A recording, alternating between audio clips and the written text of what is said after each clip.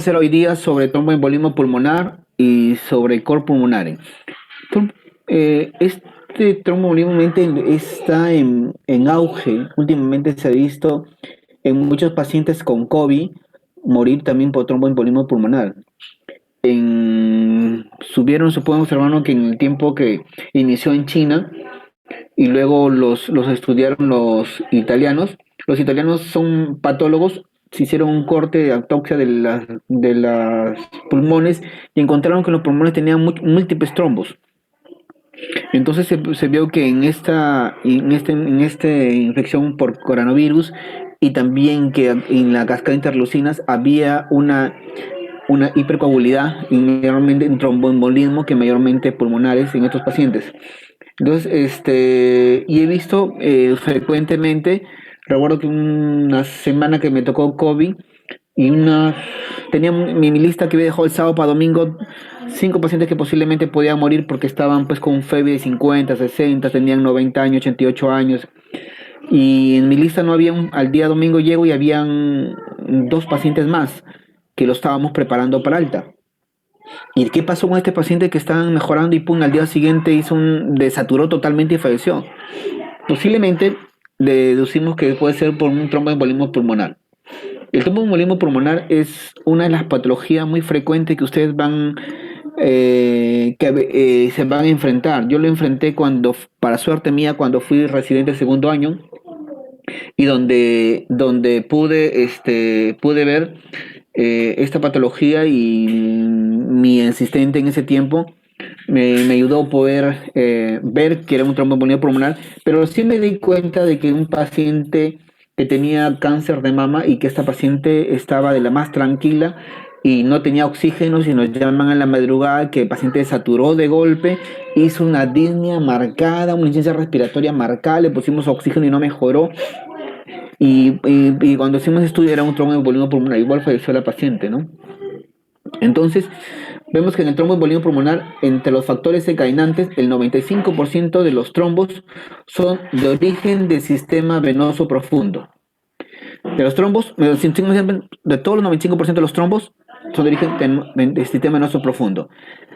Y de los que el 20-50% que me van a producir TEPA, mayormente son tromboembolismo pulmonar, que es un riesgo alto de producir tromboembolismo pulmonar. Los factores de riesgo que puede tromboembolismo pulmonar, que puede ser un paciente operado de cadera, un paciente que está en una ACV, que está postrado años o meses, un paciente que le dan un conceptivo, una gestante con un paciente con cáncer, o pacientes que están colocando catéteres cavitarios o intravenosos. Entre los factores de riesgo que tenemos que tener en cuenta es la embolización prolongada. Aquellos pacientes que están con prótesis de caderas, ancianos que se han fracturado y están mucho tiempo. Entonces estos pacientes tienen alto riesgo de formar trombosis por un tromboembolismo pulmonar. Cirugía más de 20 minutos, más de media hora de duración. Estrógenos mayormente anovulatorios, tromboflebitis migratorias mayormente, en algunos casos por tumores, como le dije, un paciente con trombosis, la semana pasada le dije, un paciente que tenga trombosis en miembros inferiores, mientras que no se muestre lo contrario, es un cáncer. Anticoagulantes lúpicos, anticuerpos cardiolipinas, síndrome antifosfolipídicos en las embarazadas que normalmente tienen frecuente bastantes abortos. Se debe sospechar cuando el TPM está prolongado, el TTP también está prolongado. Entre las causas frecuentes de hipercoagulidad hereditaria tenemos el factor 5 de Leydig. Esta pregunta de examen lo he visto muchas veces en el examen recientado. Entre las causas hereditarias de hipercoagulidad en los pacientes que forman trombosis, mayormente es el déficit del factor 5 de Leydig. Entonces, en esto tenemos que ver que la enfermedad tromboembólica venosa en pulmonar, en la principal causa que causan tromboembolismo pulmonar son la trombosis venosa Doctor, profunda y disculpe una miembros inferiores. pregunta. Dime.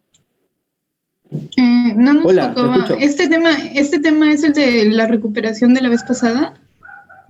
No, después lo recupero, hija. Es que se supone que hoy día nos toca hipertensión pulmonar. Claro, hipertensión pulmonar aguda es tromboembolismo pulmonar y crónica es cor pulmonar. Ah, es que una clase fue de embolismo pulmonar también. ¿Quién lo hizo?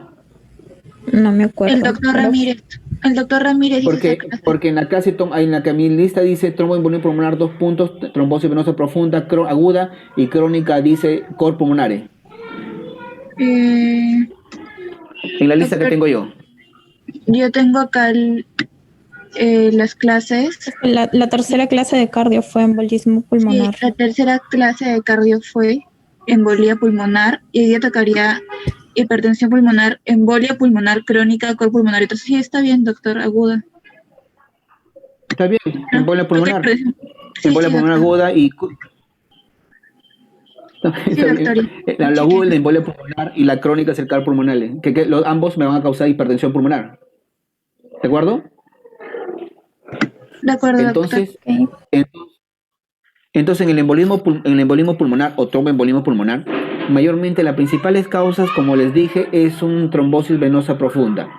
Según la triada, según Virchow, quien mayormente estudió esto, él habló de mayormente de las 3 causas que pueden causar esto, como una la éstasis venoso. Por ejemplo, tenemos en un paciente que mayormente tiene una estenosis de la arteria, una estenosis de la válvula mitral, que mayormente la aurícula tiene que trabajar mucho para poder pasar de la aurícula al ventrículo izquierdo. Esta sangre que está acumulada, éstasis, puede causar una trombos mayormente que puede ser uno de los factores de riesgo. Hipercoagulabilidad en aquellas pacientes que toman anticonceptivos, mujeres que están embarazadas, mujeres que están con cáncer, hombres que están con cáncer, mayormente que causa hipercoagulabilidad. Y daño vascular, pacientes que son operados mayormente que tienen a causar este problema. La triada que hemos conversado. Entonces, lo que hemos visto, un paciente que tiene una fractura y que tiene una trombosis, esta trombosis puede ir hacia la arteria pulmonar y ocasionándome infartos pulmonares. Hemos podido ver acá un trombo que haya viajado por las arterias pulmonares y que me lleva hasta sus irrigaciones.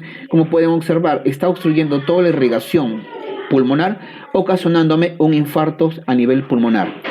Esto frecuente fue en los pacientes con COVID que encontraron los italianos cuando hicieron las autopsias. Entonces, en estos pacientes que mayormente, ¿cuál es el problema? El problema es que este coágulo o esta trombosis que está obstruyendo mayormente la circulación pulmonar, la parte distal a esto me va a un espacio en efecto de espacio muerto, o sea, no se oxigena, mayormente este espacio muerto. Y esta, al no oxigenarse muy bien, va a impedir el intercambio alveolo capilar y una alteración del BQ. Esto ocasionaría que en estos pacientes tengan una mayor hipoxemia. Esta hipoxemia, el mecanismo de defensa del pulmón ocasionaría una vasoconstricción para llevar la sangre a ciertos vasos adherentes. Y esta vasoconstricción vascular ocasionaría una hipertensión pulmonar, un cor pulmonar y una falla cardíaca derecha. Y si a este paciente nosotros le sacamos un AGA y vemos que vemos a ver que no se ha oxigenado bien adecuadamente la sangre, porque no hubo un buen intercambio gaseoso, vamos a encontrar que hay un poco de hipoxia en estos pacientes. El CO2 puede estar en normal o bajo. ¿Por qué? Porque el paciente está hiperventilando. O sea, ¿usted se acuerda cuando hicieron su clase de POC? La clase de POC, el paciente mayormente está con hipoxemia. Entonces el paciente mayormente anda con disnea o el paciente para hiperventilando, para respirando, va un CO2, por eso hay hipocapnia, por la hiperventilación alveolar. Un aumento de resistencia del flujo por el flujo de resistencia vascular que ocasiona hipertensión pulmonar y disminución de la distensión del pulmón más adelante que se posa. Entonces, vemos acá lo que le dije en la fisiopatología. Entonces, un espacio muerto fisiológico, un desequilibrio en el BQ, una resistencia vascular mayormente por producto de la compensación por esta hipoxemia, una precarga del ventrículo. Vamos a ver que este ventrículo izquierdo, el ventrículo derecho, tiene que vencer la fuerza de esta hipertensión pulmonar, entonces tiene que trabajar más, y esa hace mucho mayor fuerza, tiene que contraerse para vencer el volumen hacia la arteria pulmonar y encima de la cava le siguen trayendo sangre y más celdas, entonces hace que aún tenga más volumen que recibe, entonces la aurícula derecha, el ventrículo derecho, hace que aumente más la precarga y eso hace que a la larga tanto el ventrículo, más adelante hay una disfunción del ventrículo derecho. Esta es una imagen de un paciente infartado que ya tiene falla de ventrículo de derecho y por tal falla cardíaca derecha, un paciente con una ingurgitación yugular marcada. Entre las disnea, algo que quiero que tengan claro en estos pacientes es la disnea súbita. Porque disnea puede tener paciente con neumonía, disnea puede ser paciente con asma, disnea tiene paciente con EPOC. No, pero esta disnea es súbita, o sea, el paciente de la nada, prum, se inicia su respiratoria así, de forma rápida, súbita. Piensa en tromboembolismo pulmonar. Recuerden, un paciente que hace una insuficiencia respiratoria, hace una disnea marcada, súbita, o sea, súbita de la nada, pum, y piensen en tromboembolismo pulmonar. Hasta que no se demuestre lo contrario. Otros acompañado de tos, hemoptisis, dolor torácico presente en los pacientes, se le hace la prueba de Hoffman, al paciente se le hace un movimiento y hay un dolor en la pantorrilla y para descartar que mi lugar donde es trombo sea un tromboembolismo pulmonar de miembros inferiores y el paciente refiere que no puede acostarse, que no necesita estar sentado, que le falte el aire. Entre los signos mayormente es la taquimia. Este paciente está con una frecuencia respiratoria marcada, está con taquicardia. Recuerden, está con taquicardia porque tiene que compensar el corazón esta hipoxemia. Hay una hipotensión arterial, signo de cor pulmonar y signo de shock obstructivo. Entre las clínicas que hemos visto, dolor en la pantorrilla y edema en pantorrilla y muslo, es signo de Hoffman. Y signo de flebitis, cambios dérmicos, dolor o edema persistente. Recuerden, el síntoma que más frecuente se observa en TEPA, mayormente embolismo pulmonar, es la disnea, un 84%. Le sigue el dolor pleurítico, la tos, el dolor en pantorrilla, paciente que ustedes tienen residentes o van a tener los llaman para emergencia y dicen que hay un paciente que ha sido operado de cadera, que está postrado y lo llaman que está saturando totalmente, piensen en un buen volumen pulmonar. En los menos frecuentes, dolor opresivo, síncope, palpitaciones, angina. Y mayormente en el tromboembolismo pulmonar lo que vemos, si no es masivo, es el dolor en pantorrilla, pero si es masivo, dolor mayormente en todo el miembro superior, mayormente hasta el muslo, con dolor en la zona inguinal sobre la vena femoral. Si tenemos que el TEPA es moderado o severo, esta clasificación es muy importante porque vamos a hablar más adelante. Si tienes que un TEPA que está entre moderado, moderado, grave, tiene daño cardíaco, notamos que el electrocardiograma hay alteración del electrocardiograma y elevación de las enzimas.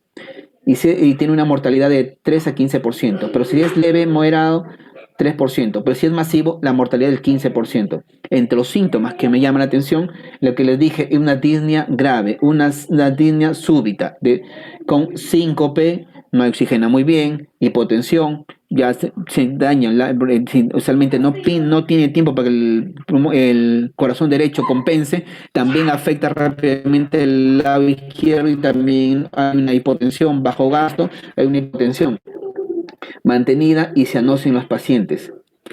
Pregunta de examen, frecuente. ¿Cuáles son más frecuentes los signos en TEPA? Disnea súbita, dolor pleurítico, taquicardia y taquimia, entre las causas más frecuentes. Y lo menos frecuente, hemoptisis. Entonces, estos que tienen que ver muy importante. Hay algunas literaturas en la guía manifiestan, lo dividen en TEC masivo, TEC submasivo o TEC pequeño. Cuando es un TEC masivo, que tiene más del 50% que ha afectado el pulmón, este paciente mayormente clínicamente está con hipotensión arterial. El tratamiento es fibrinolíticos, no mejora en embolectomía o cirugía. Si el TEPA es subclínico, que tiene que mayormente 25 a 30% de frecuencia, tiene una presión arterial está normal, pero en el ecocardiograma ya me muestra signos indirectos. que son disfunción del ventrículo derecho. Y encuentran en este paciente y tienen disfunción ventricular, me hace pensar que hay un tromboembolismo pulmonar y clínicamente. Tratamiento individualizado, o bien fibrinolítico o bien anticoagulante conforme veamos la clínica del paciente. Y el TEPA pequeño, mayormente, el tratamiento es anticoagulante, especialmente heparina de bajo peso molecular. En la probabilidad diagnóstica tenemos el síndrome de Well, mayormente que es en una escala del 1 al 0, que es probabilidad baja, de 2 al 6 probabilidad intermedia y mayor 7 probabilidad alta. Entonces los signos de trombosis profunda, 3 puntos, diagnósticos alternos menos probable, anteriormente, frecuencia cardíaca, la taquimia que hablábamos, la taquicardia que digo, la cirugía y movilización más de 4 semanas, episodio de tromboembolismo pulmonar y trombosis venosa profunda. También tenemos hemoptisis, cánceres, y este es el puntaje que tenemos que ver.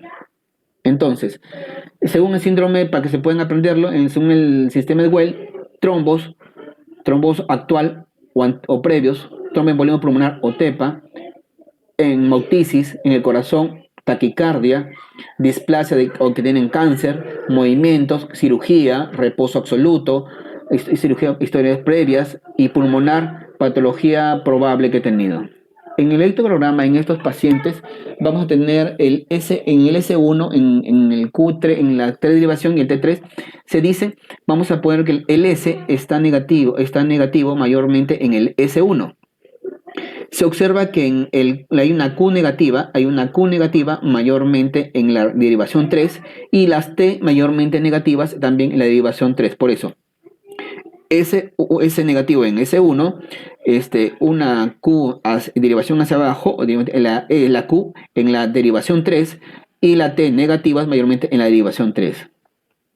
En laboratorio hay una leucocitosis en estos pacientes. En estos pacientes, cuando les sacamos un AGA, es frecuente cuando ustedes tengan un paciente cuando ya estén en prácticas o estén ya internos, les ayuda mucho a ustedes ver si el paciente tiene un tromboembolismo pulmonar. Esto paciente, porque me va a poder ver lo que observan, pedirle el AGA, porque en el AGA encuentro que el paciente tiene hipoxemia, hipocapnia, hipocapnia, pero por hiperventilación, porque el paciente está hiperventilando. Y una closis respiratoria en el dímero D. ¿Para qué sirve el dímero D? El dímero D es un valor predictivo negativo. ¿Qué quiere decir eso?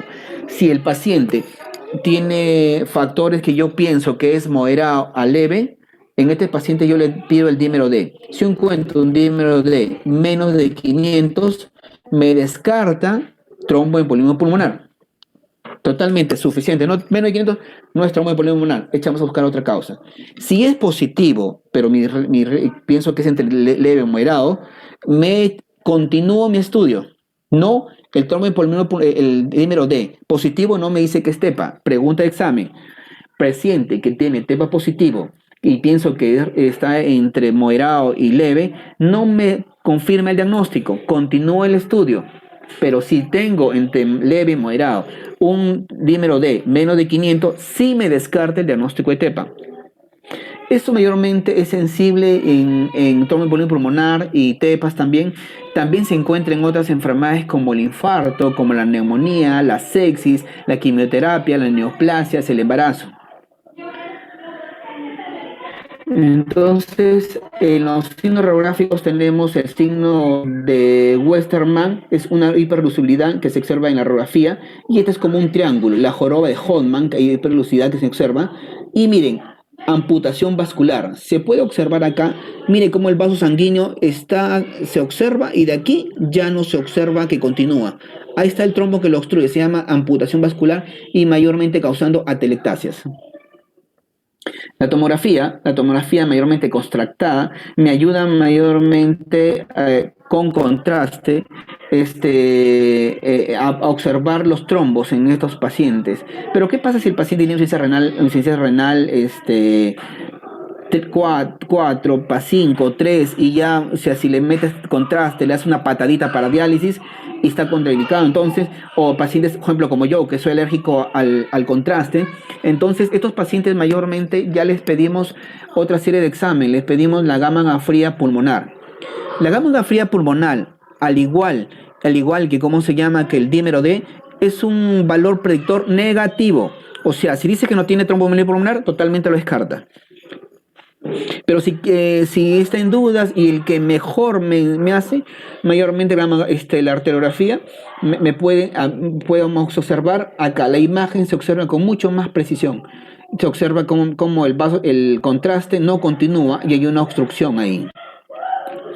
Entonces, en la estimulación de la probabilidad clínica que le dije, si el paciente es una probabilidad media o baja, le pido dímero D. Si el dímero D es normal, señores, no estamos en tromboembolismo pulmonar, nos vamos a buscar otra causa. O sea, tenemos tiempo para buscar la causa porque no se va a morir el paciente. Con el tromboembolismo pulmonar actuamos, se muere. Así de fácil. Si está alta o mayor o alta, no me confirma que es tromboembolismo pulmonar. Le pido técnicas de imagen.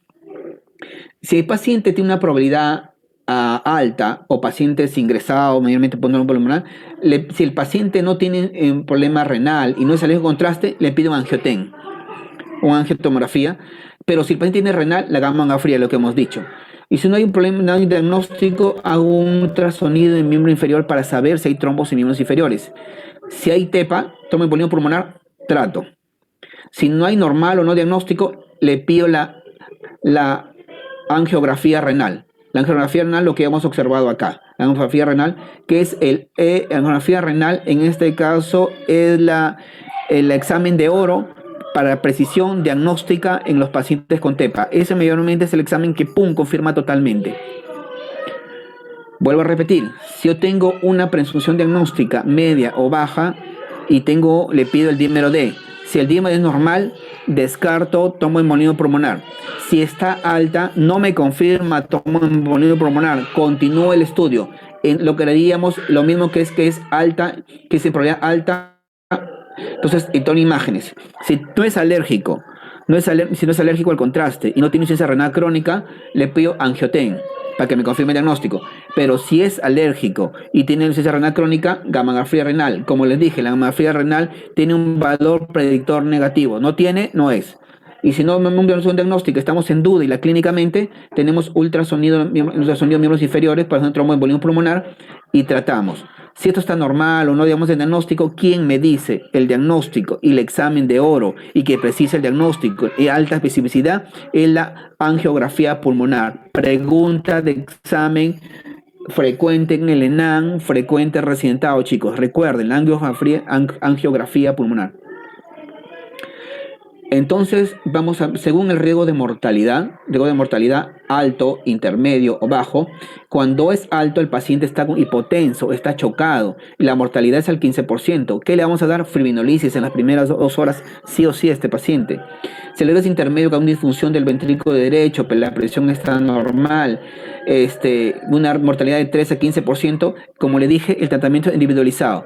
Según grave, fibrinolisis, si no leve, según probabilidad de anticoagulación. Si el paciente está con presión normal, ventrículo derecho normal, no hay daño miocardíaco, menos del 3%, es anticoagulación. Especialmente heparina bajo peso molecular. Esto es el resumen de lo que todos hemos hablado, de lo que hemos hablado. Y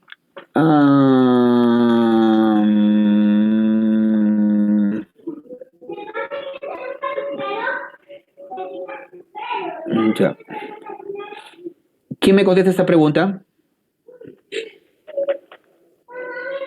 A ver, ¿quién me contesta esta pregunta? De los siguientes estados patológicos, ¿cuál no es un factor de riesgo para tromboembolismo? A. Antecedente de tromboembolismo previo. Estenosis mitral con fibrilación auricular. Prótesis valvulares. Estenosis aórtica severa. Hipertrofia ventricular izquierda. Estados y condiciones de hipercoagulabilidad. A ver, ¿quién responde? ¿Ah? Dedo. Watson. Dime, Watson. Creo que la D. No. ¿Por qué? Había leído también de que lo que es el tromboembolismo está relacionado con la triada de Virchow, si no me equivoco, lo cual cumple los requisitos, lo que es el tromboembolismo pulmonar previo, las éstasis y lo que es los estados de hipercoagulabilidad con ¿Ya? ¿Y por qué la D?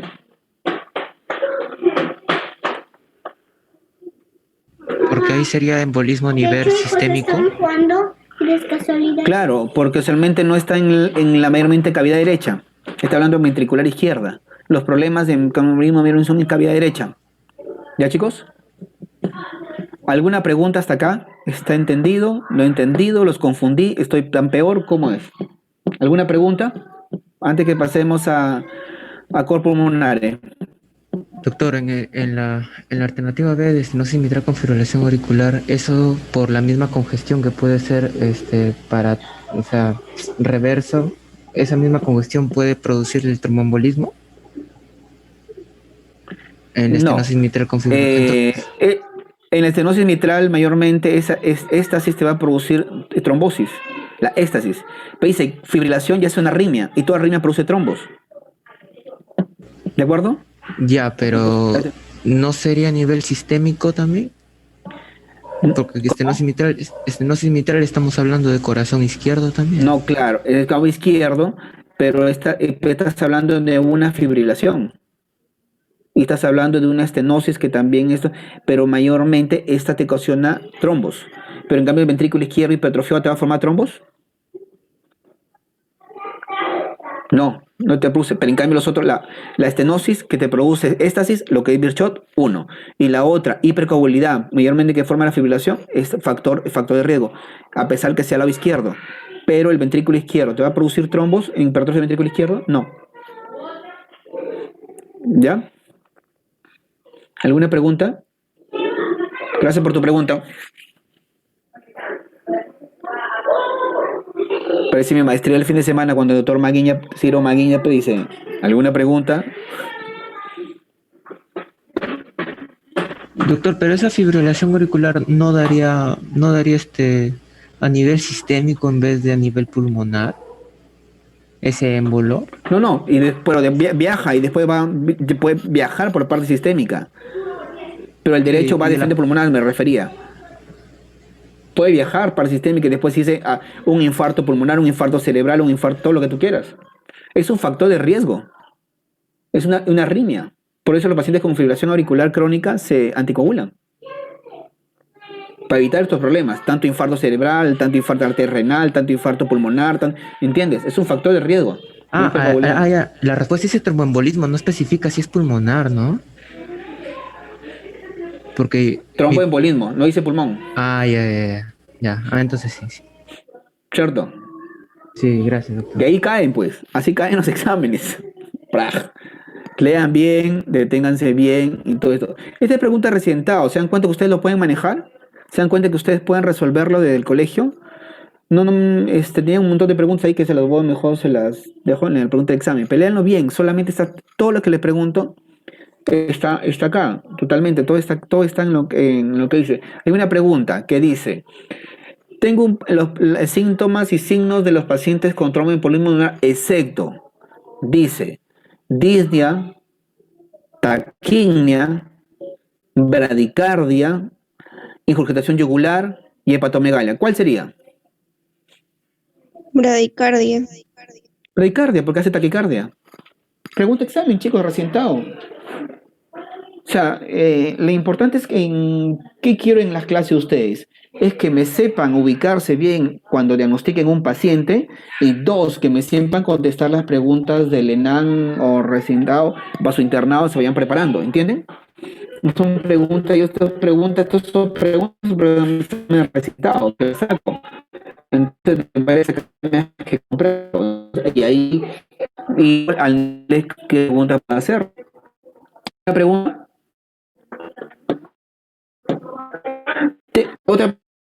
Hay un... ¿Me escuchan?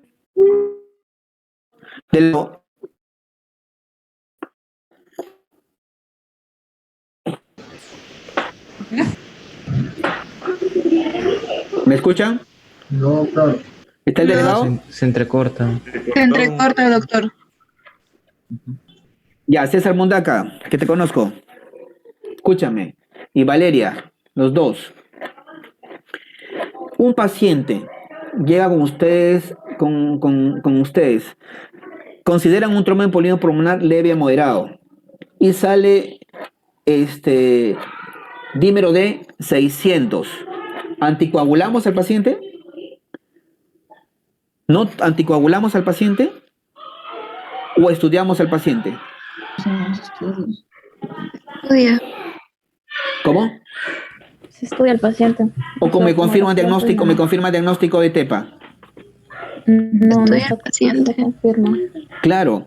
Y si menos de 500, ¿qué pasa? Me descarta un TEPA, ¿cierto? Sí. Y mayormente es un valor predictor negativo. Bueno, la gamma fría y el dímero 12 son valores predictores negativos. ¿De acuerdo? Entonces, ¿está todo entendido? ¿Está claro la clínica? ¿Está claro el diagnóstico? ¿Está claro el enfoque? ¿Está claro el tratamiento? ¿Hay alguna pregunta que quieren que les haga? ¿Que me hagan para poder reforzarlo?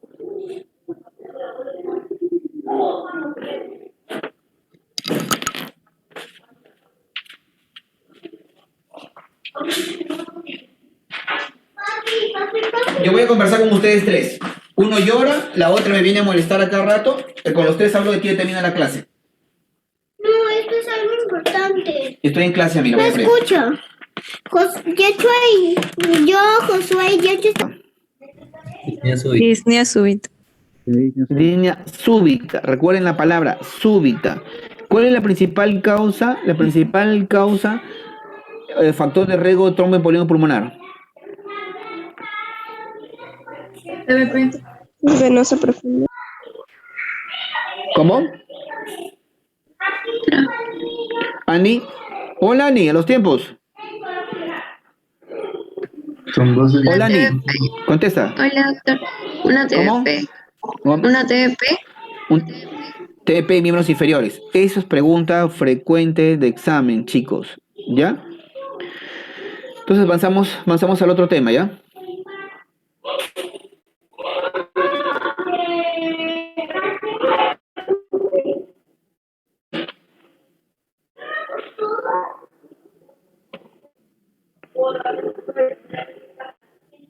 ¿Ven ahí las diapositivas? No, doctor, debe compartir la otra pantalla. Sigue compartiendo lo que es TEPA.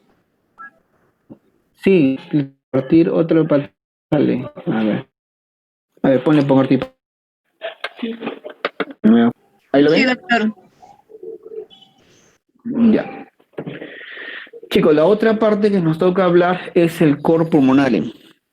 El cor pulmonale, que es una patología que frecuentemente tiene que ver también con hipertensión pulmonar y usualmente tiene que tener mucha relación con la patología que estamos conversando.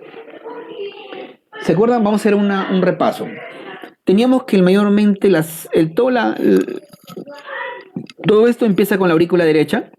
Vemos que la aurícula derecha recibe de las cavas sangre desoxigenada y de ahí pasa por medio de la válvula tricúspide al ventrículo derecho, del ventrículo derecho por medio de la válvula pulmonar hacia la arteria pulmonar, hacia los pulmones. En la circulación ya pulmonar hay una hematosis, el intercambio gaseoso. Esto sale del pulmón por medio de la vena pulmonar, llega hasta la aurícula izquierda, sangre oxigenada, ya está rosadita, y por medio de la válvula mitral pasa al ventrículo izquierdo. Esto produce una contracción del ventrículo izquierdo, ocasionando por la aorta, llevando sangre oxigenada al requerimiento a todos los órganos que son el cerebro, la circulación arterial, el músculo, la médula ósea, las extremidades, el páncreas, los riñones, todos los órganos mayormente intestinales, extremidades inferiores. Ya mayormente el regreso del corazón con sangre desoxigenada, esta regresa por medio de las cavas y hacemos el círculo vicioso. Entonces, el corazón lleva muy bien todo este corazón, pero cuando hay un problema en el pulmón, ahí empieza a aparecer que el corazón tiene que luchar para vencer esta presión que está afectado el pulmón, porque el pulmón puede estar afectado en forma aguda o en forma crónica. Entonces, cualquier afectación de pulmón hace que haya un daño en el corazón, entonces sería cor pulmonar, alteración cardíaca en el pulmón, o sea, pulmón-corazón. Entonces, según la clínica, estos pacientes que tienen cor pulmonares, tienen el pulmón, produce una alteración estructural, tanto por hipertrofia o dilatación y deterioro funcional del ventrículo derecho. Este ventrículo derecho se altera tanto anatómicamente o tanto funcionalmente luego de que está venciendo o están tratando de compensar como resultado de un aumento de las presiones pulmonares.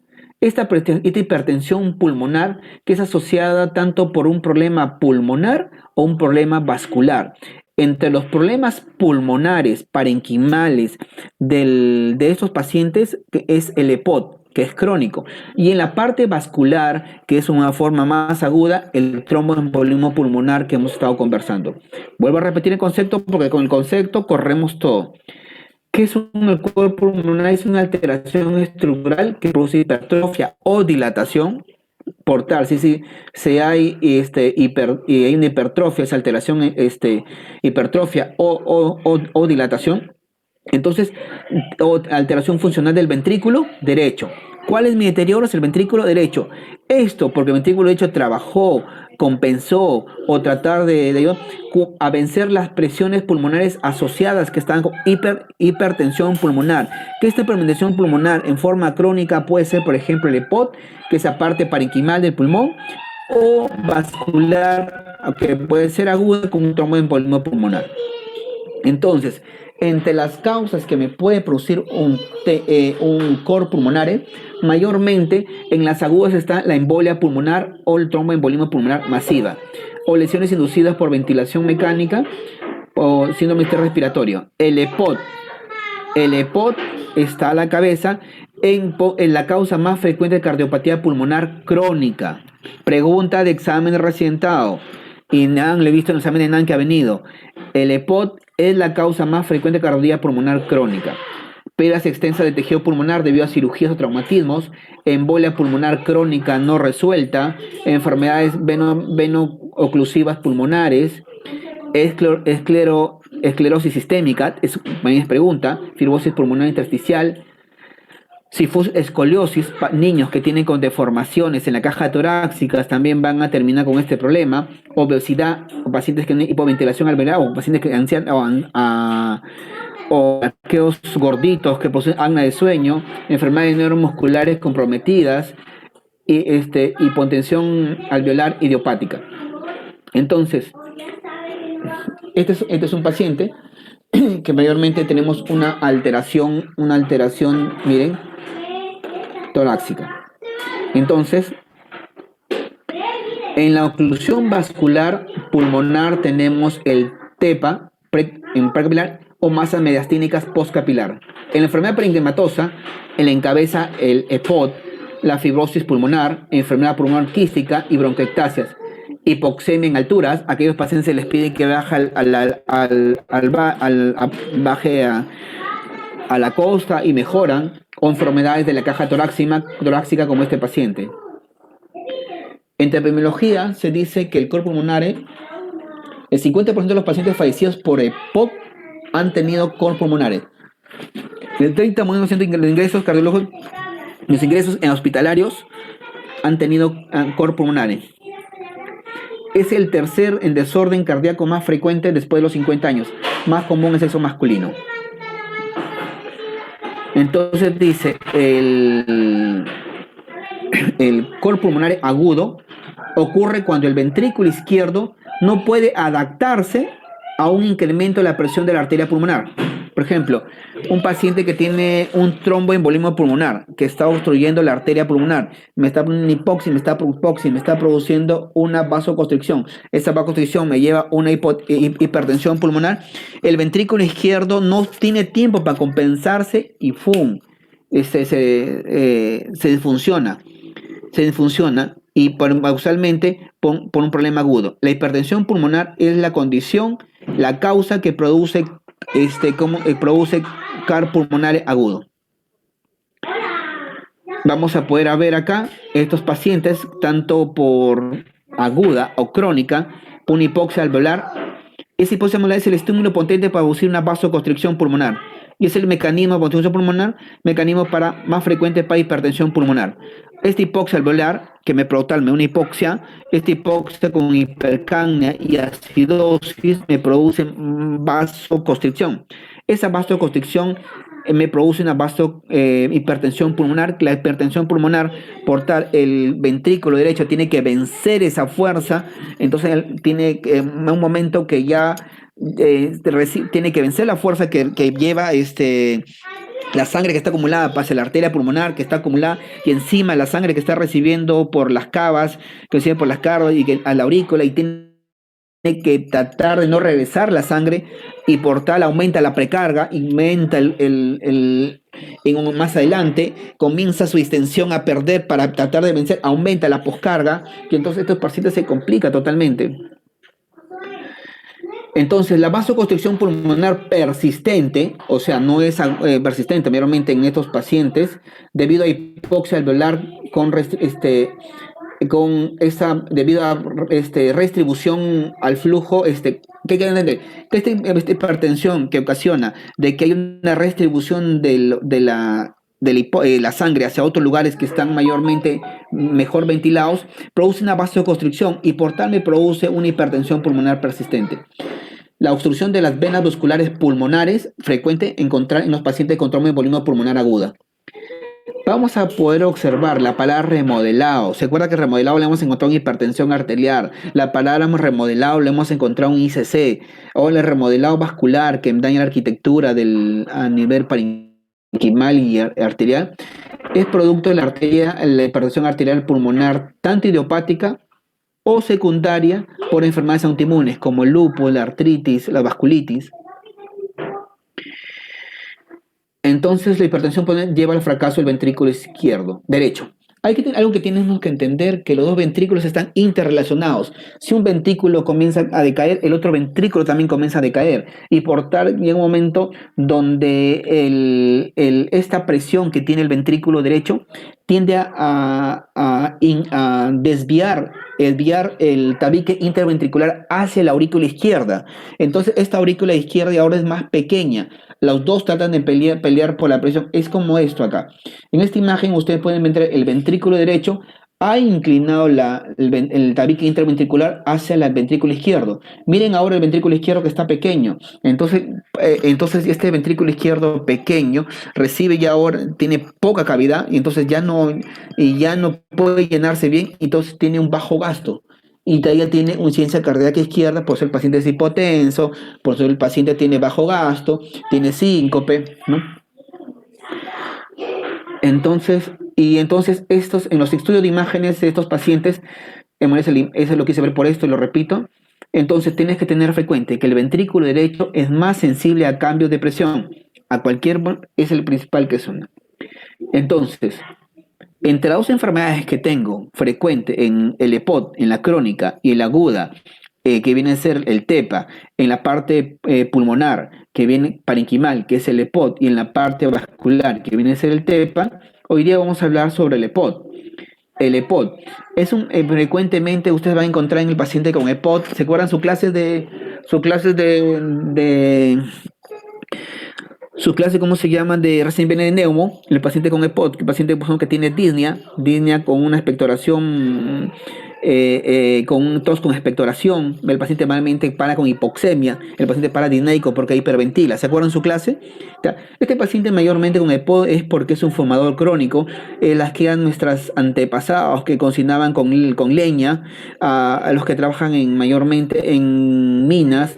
Entonces, esta alteración de la arquitectura y tanto de la funcionalidad también de esto, al no ver un intercambio gaseoso adecuado, por este problema inflamatorio que ocasiona el cigarro, lo que ustedes quieran, esto ocasiona de que esta inflamación no haya un buen intercambio alveolo capilar. Entonces, esta hipoxemia me va a producir un mecanismo de compensación como una vasoconstricción.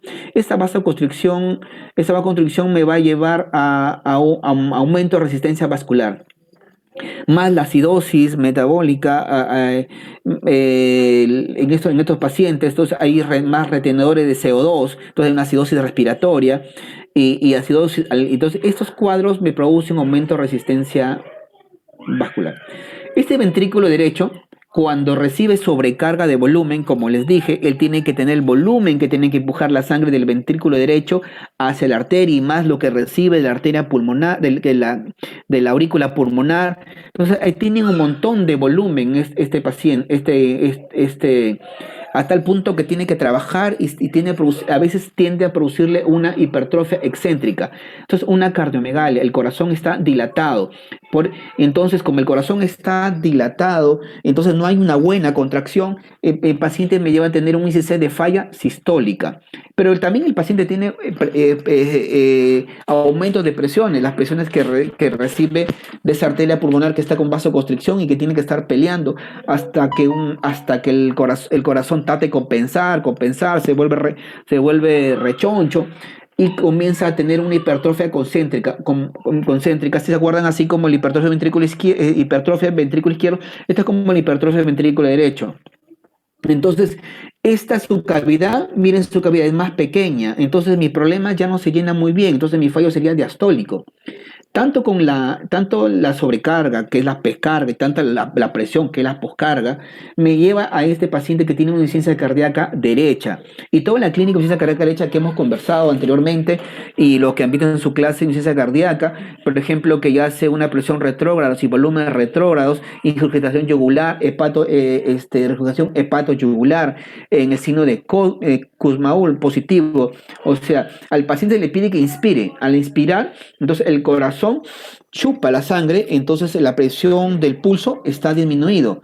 Pero si no desciende y está ascendida, entonces quiere decir que hay un problema ahí, signo positivo. Debe estar descendido, pero si no está descendido es positivo. Entonces ya me hace pensar falla cardíaca derecha, hepatoesplenomegalia, edemas y miembros inferiores, todo lo que hemos conversado. Entonces, empezó por un paciente con EPOC que me terminó en cor pulmonare o por causa pulmonar en una enfermedad cardíaca derecha. La otra causa que tenemos que ver, por ejemplo, es la embolia pulmonar. En esta embolia pulmonar vamos a tener que está obstruyendo la circulación y lo que hemos dicho, hay un espacio muerto, hay una hipoxemia, una vasoconstricción, esta hipoxemia, y el paciente termina con una hipertensión pulmonar. Pero como es agudo, no le da tiempo ni para hacerse una hipertensión excéntrica ni una hipertrofia concéntrica, el paciente agudamente al fin termina en un SC de falla derecha y rápido falla izquierda. Una pregunta hasta acá, chicos, antes de continuemos con la clínica.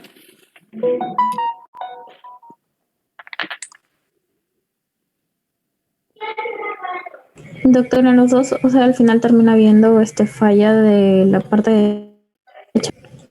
Sí, derecha. Mayormente el cor pulmonar es falla derecha, pero como los ventrículos con el tiempo están interrelacionados, va a terminar en la izquierda. He visto que en la ecografía, el ecocardio, he visto cómo el ventrículo derecho me ha empujado por presiones al catabique interventricular. Por ahí menos volumen tiene el ventrículo izquierdo. Por tal motivo, ese paciente tiene un ICC también del lado izquierdo. Y como es concéntrica o excéntrica, también bajo volumen, ¿no? Entonces, por lado, terminan en ICC total, ¿no? ¿De acuerdo? Entonces, en el cor pulmonar agudo predomina la dilatación del ventrículo derecho y en el hipertrofia derecha, esa pregunta examen. Agudo, dilatación del ventrículo derecho y cor pulmonar, hipertrofia del ventrículo derecho. Clínica. En la clínica, los síntomas de hipertensión pulmonar, una disnea al esfuerzo.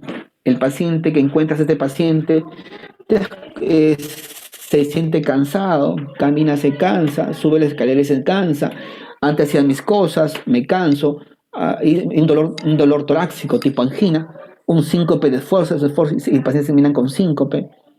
Síntomas, dice lo que hemos llevado: dolor en hipocondrio derecho, edemas, oliguria, oliguria que me lleva a una insuficiencia renal aguda por hipoperfusión, anorexia, y síntomas pulmonares por tos y mayormente sibilantes. Entre los signos que me encuentran es hipertrofia del ventrículo derecho, dilatación del ventrículo derecho, pulso yugular prominente con onda Y, A y Y elevadas, segundo ruido que me hace el segundo ruido que nos indica que hay hipertensión pulmonar, el cuarto ruido que hay un aumento más bien de sonido, de contracción de la aurícula izquierda, que te trata de ya que se ido hasta el otro lado, y tenemos ingurgitación yugular, el reflujo hepato-yugular, el signo de Kuhn-Maul que hemos hablado positivo, edemas periféricos, hepatomegalia, o sea, ICC derecho, lo que hemos conversado. Este es un resumen mayormente de las que hemos visto, la resonancia que me ayuda para ver la fracción de expulsión, la radiografía, aumento del tamaño del tronco pulmonar, aumento del corazón, una cardiomegalia, la electrocardiograma, alteraciones de la onda P, desviación del eje hacia la derecha, hipertrofia ventricular derecha, y también flebografías para ver a estos pacientes cómo está, si las trombosis y las venas, gamografía pulmonar, embolias, alteraciones de la ventilación, ultrasonido, pero acá el que me ayuda mayormente a ver el diagnóstico, el más específico, es el cateterismo, porque el cateterismo me observa las presiones vasculares pulmonares, respuesta al oxígeno, la angiografía cuando se le hace, la respuesta a los vasodilatadores. Es muy importante el cateterismo. El cateterismo es muy importante en el diagnóstico y en el tratamiento. Recuerden eso. En el diagnóstico, lo que hemos dicho, el QRS plano, mayormente la desviación al eje de la derecha, con el T aplanadas o negativo en las precordiales, mayormente en partes agudas, un ST deprimido transitorio en las precordiales derechas, y lo que hemos hablado de tromboembolismo pulmonar electrocardiográficamente. Lo que hemos dicho, una cardiomegalia por dilatación del ventrículo y la aurícula derecha. Recuerden, es más, la dilatación no es por el lado izquierdo, sino dilatación por el ventrículo y la aurícula derecha.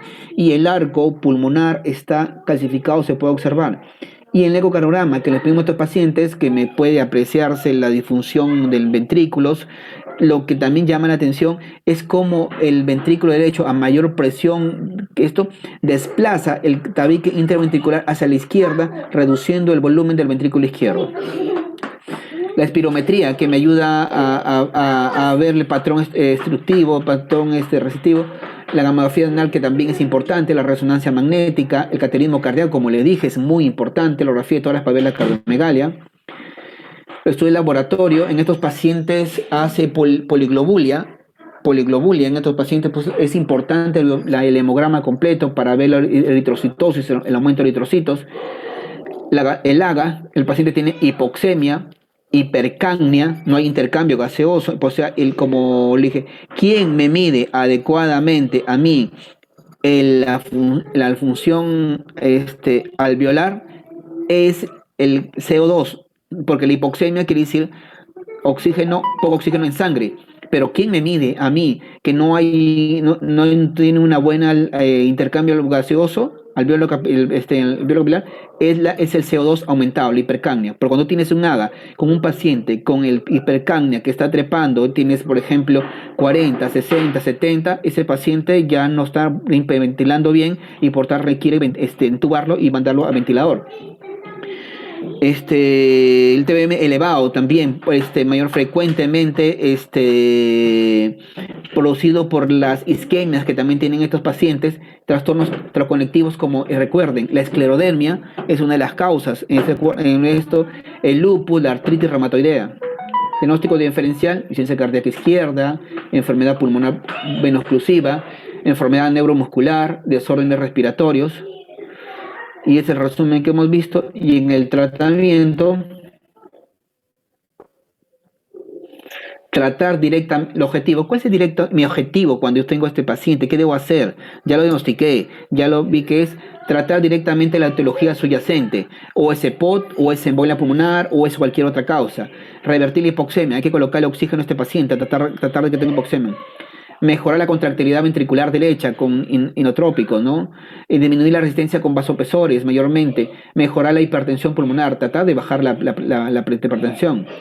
En el EPOT, lo que hemos hablado mayormente en neumobroncodilatadores, su corticoterapia, su antibiótico si está infectado, el oxígeno, para muchos pacientes con EPOT son oxígeno dependientes, enfermedad pulmonar intersticial, inmunosupresores, oxígeno. Hay estudios en interferón gamma que todavía no ese es 2020 que lo he sacado, no hay todavía muchos estudios que hablen de esto. Exposición crónica a las altas alturas, a los pacientes, como le dije, regresar al nivel del mar, a la costa. Enfermedad pulmonar crónica, anticoagulación, si tienen estos pacientes riesgo de sangrado, filtro de la vena cava inferior y tromboanderteritis. Intervenciones terapéuticas, oxígeno suplementario es frecuente, vasodilatadores pulmonares, la anticoagulación, los diuréticos, glucósidos digitálicos, inotrópicos, cirugía que nos puede ayudar si ya está afectado, trasplante pulmonar, si es cor pulmonar, trasplante cardiopulmonar. Gracias, chicos. ¿Alguna pregunta?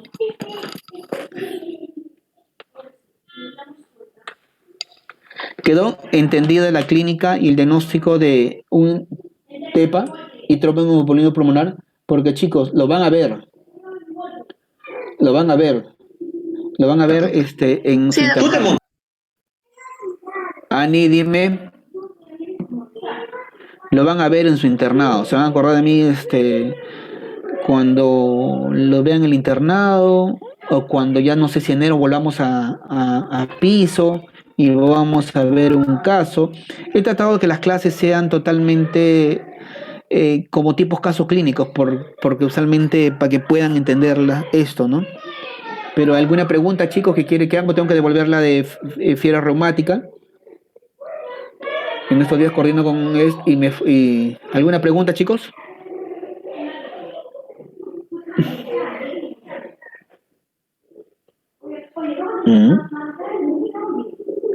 Ani.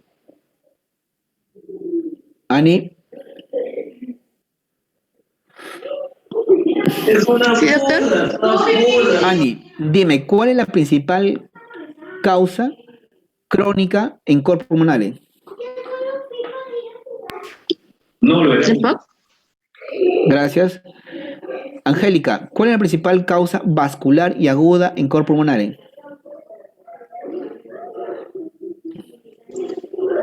Embolia pulmonar. Embolia pulmonar.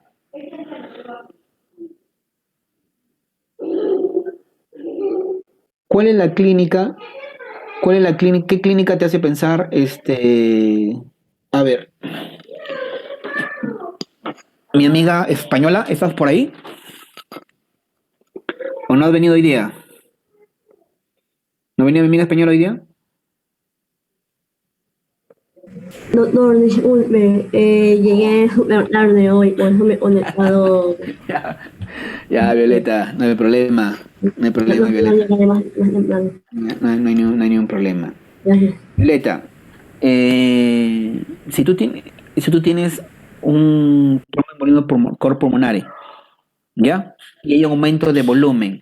¿Qué tipo de hipertrofia ventricular tendría? Si hay un aumento de... ¿Hola? Si hay un aumento de volumen en tu ventrículo derecho, ¿qué tipo de hipertrofia tendría? Aumento de volumen, hipertrofia, no la urgencia, sino la otra. Se llama... Diapositiva, Paula. ¿Luida? Paula, si tiene por aumento de volumen, tiene una hipertrofia excéntrica. Entonces te va a producir una vasodilatación. ¿Y por qué esta vasodilatación me va a producir por qué tiene que producirme un fallo sistólico?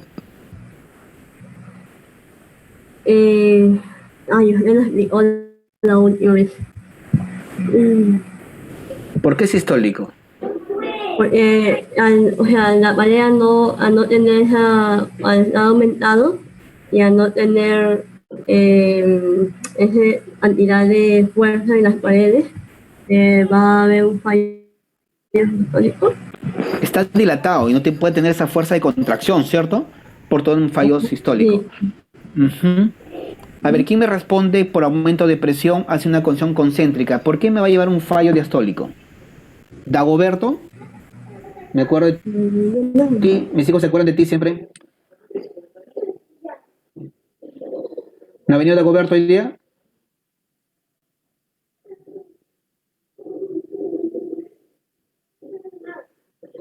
No ha venido. ¿El delegado mi grupo pasó de práctica? Tampoco ha venido. ¿Quién me responde esa pregunta? Doctor, disculpe que lo interrumpa. Algunos compañeros tenemos clase a las 7:15 de DPI 2 y ya tenemos que ir retirándonos porque ya Ya, empieza. Alexander, ya que te vas, contesta tú para irnos. El ¿Por fallo qué? diastólico se produciría justamente porque al haber una hipertrofia concéntrica, de repente el volumen que recibiría el ventrículo disminuiría. Menos volumen en el portal es un problema en la falla diastólica, ¿cierto? Sí. ¿Ya? Estoy coordinando con el delegado, chicos. Espero que se quede entendido la clase y porque esto lo van a ver en su vida. Mucho gusto, cuídense, nos vemos, cuídense. Muchas Hasta gracias. luego, doctor. Chao.